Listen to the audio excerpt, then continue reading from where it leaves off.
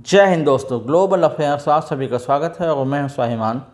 Prime minister Modi अपनी east Asia की यात्रा पर हैं, जहां पर उन्होंने अपनी जापान की यात्रा पूरी कर ली है और इस समय वो पहुंच गए हैं China to attend SCO summit.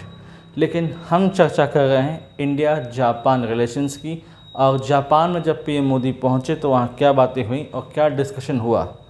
तो सबसे बड़ी बात ये कि जापान करेगा इन्वेस्टमेंट $68 बिलियन की in coming 10 years.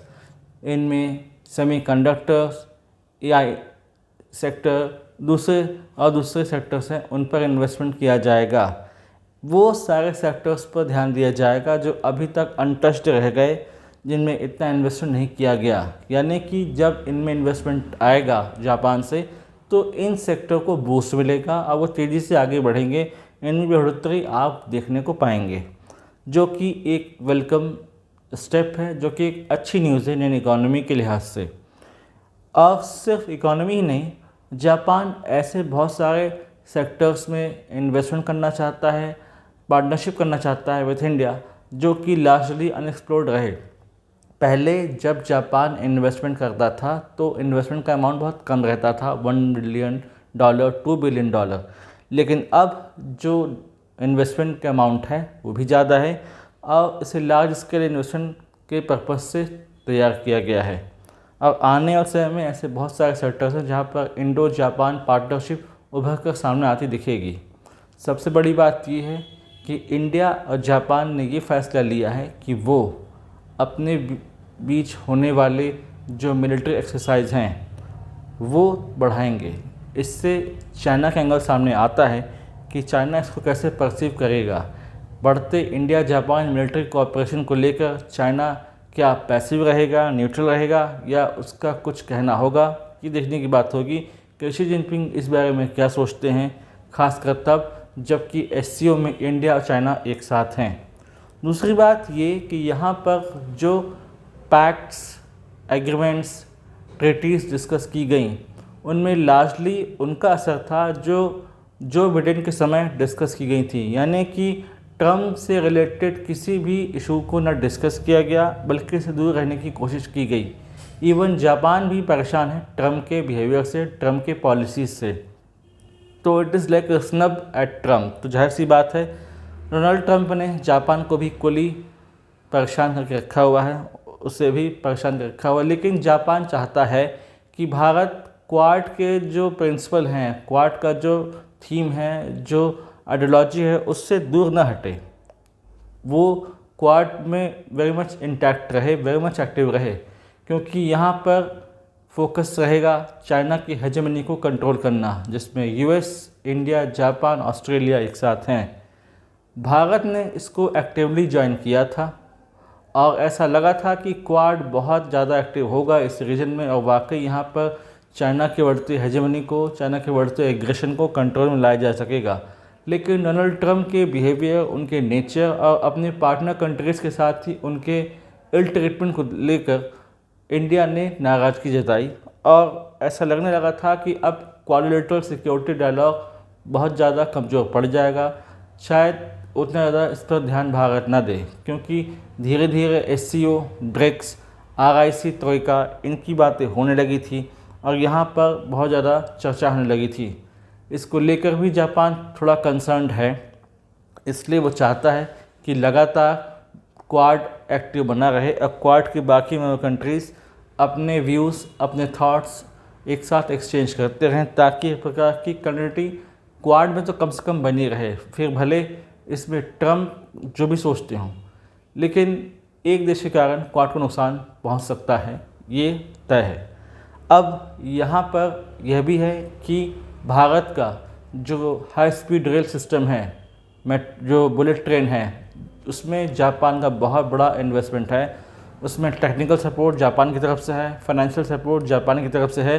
Shinzo Abe जब प्राइम मिनिस्टर थे जापान के, तब इसको किक स्टार्ट किया गया था और तब ऐसी उम्मीद लगाई जा रही थी कि बहुत जल्दी मटेरियलाइज होगा। हालांकि इसका काम चल रहा है सतत तरीके से, बिटवीन अहमदाबाद एंड मुंबई इस पर काम चल रहा है, लैंड एक्विजिशन का काम चल रहा है। लेकिन यहाँ पर इस स्पीड अप करना पड़ेगा, इसको यहाँ पर गति लानी पड़ेगी, अदरवाइज़ इसका ऑपरेशनल कॉस्ट बढ़ सकता है, जिसमें हो सकता है कि इंडियन रेलवेज़ को नुकसान हो, गवर्नमेंट ऑफ इंडिया को नुकसान हो। और सबसे बड़ी बात ये कि साइंस एंड टेक्नोलॉजी के फील्ड में भी इंडिया और जापान अपना दखल बढ़ाएंगे, अपनी पार्टनरशिप को और ज़्यादा मजबूत करेंगे। वो क्या है? वो ये है कि जब चंद्रयान 5 लॉन्च होगा तो इसमें इंडिया और जापान मिलकर इसे लॉन्च करेंगे। चंद्रयान 1, 2, 3 लॉन्च हो चुका है और चंद्रयान 4 भी भारत अकेले ही लॉन्च करेगा, लेकिन चंद्रयान 5 जब होगा तब यहाँ पर इंडिया और जापान एक साथ आएंगे, दोनों के साइंटिस्ट एक साथ रहेंगे और they will explore south pole of moon. यानी कि यहाँ पर भी बात की गई है कि यहाँ पर हम इसरो और जो जापानीज़ स्पेस एजेंसी है वहाँ पर मिलजुल कर काम करेंगे। सारी चीज़ें इम्प्रेसिव हैं, क्वाइट इम्प्रेसिव हैं और अप्रिशिएबल हैं, वेलकम स्टेप है ये इंडिया और जापान के रिलेशन को लेकर। लेकिन प्रधानमंत्री का ये सा चुनना कि पहले जापान की यात्रा फिर चाइना जाना, तो यहाँ पर डिप्लोमेटिक सर्कल्स में चर्चा का विषय बना हुआ है कि चाइना इस यात्रा को कैसे परसीव करता है। जो डिस्कशंस, जो ट्रीटीज़, जो एग्रीमेंट्स विद जापान हुए उसको चाइना कैसे देखता है? क्या इसे पैसिवली ऑब्जर्व करेगा या इसको लेकर कुछ ना कुछ वो बयान दे सकता है? क्योंकि अक्सर आप जानते हैं कि चाइना और जापान की राइवलरी रही है राइट फ्रॉम 19th-20th सेंचुरी, दोनों के बीच एक प्रकार की राइवलरी रही है। तो यहाँ पर कुछ ना कुछ संभावना है कि शी जिनपिंग या उनका एडमिनिस्ट्रेशन कुछ ना कुछ बोले। हाल ही के समय में धीरे धीरे भारत और चीन के संबंध सुधर गए हैं, पटरी पर आ रहे हैं। चाइना चाहता है बेटर रिलेशंस विथ इंडिया, लेकिन अगर हम बात करें जापान की तो जापान हमारा ट्रस्टेड पार्टनर रहा है राइट फ्रॉम और इंडिपेंडेंस। हमारी आज़ादी के बाद से भारत और जापान के अच्छे संबंध रहे हैं और हमेशा से भारत का सपोर्ट किया है जापान ने क्रिटिकल सिचुएशन में। इसलिए जापान एक स्पेशल पोजीशन रखता है in diplomatic and political circles within India. और जनरली ही बात करें तो जापान को लेकर एक प्रकार का सम्मान भारतीय के आम जनमानस में भी है कि वो जापान को एक ट्रस्टेड पार्टनर, एक बेस्ट फ्रेंड की तरह देखते हैं। सबसे बड़ी बात ये कि बुद्धिज़्म दोनों को जोड़ता है, एक ऐसा पंथ, एक ऐसा धर्म जो जापान और इंडिया में कॉमन है। ये भी वो चीज़ है जो जापान और इंडिया को एक साथ जोड़ता है। इसलिए इन सभी चीज़ों को हमें एक्सप्लॉइट करना चाहिए, इन सभी को हमें मिलजुल कर इसका फ़ायदा उठाना चाहिए। और आने वाले समय में इंडिया और जापान नई इबारत लिखेंगे पार्टनरशिप में और अपनी पार्टनरशिप को और ज़्यादा बूस्ट देंगे, इसको और ज़्यादा रिकॉग्निशन देंगे। तो अब आने वाले समय में देखिएगा आप लोग कि किस प्रकार से इंडिया और जापान के संबंध और ज़्यादा प्रगाढ़ हो गए हैं, इनमें किस प्रकार से और ज़्यादा गर्माहट आ रही है। इस समय में कुछ अपडेट आती है तो मैं आप लोगों के लिए एक सब्सिक्वेंट वीडियोस लेकर आऊँगा। और इस समय जैसे कि मैंने आपसे कहा कि प्राइम मिनिस्टर पहुँच चुके हैं China to attend SCO summit. तो अब जो अगला वीडियो आएगा वो SCO के रिगार्डिंग आएगा कि SCO में क्या मीटिंग में बातचीत हुई, क्या चर्चाएँ हुई और पार्टनर कंट्रीज़ ने क्या डिस्कस किया और SCO का भविष्य आगे क्या है और भारत का SCO में क्या रोल है, कितना रोल है और SCO और भारत किस प्रकार से एक दूसरे से जुड़े हुए हैं। तो मैं इस संबंध में वीडियो लेकर आऊँगा। आप अपने व्यूज़, थॉट्स बताइएगा कैसे लगा आपको वीडियो और आपके क्या सुझाव हैं, तो मैं उसको बिल्कुल वेलकम करता हूँ, बिल्कुल वेलकम करूँगा। Do like, share, subscribe the channel and widely spread this video for the knowledge of people. यदि आप हमसे जुड़ना चाहते हैं तो आप इंस्टाग्राम, टेलीग्राम के थ्रू हमसे जुड़ सकते हैं।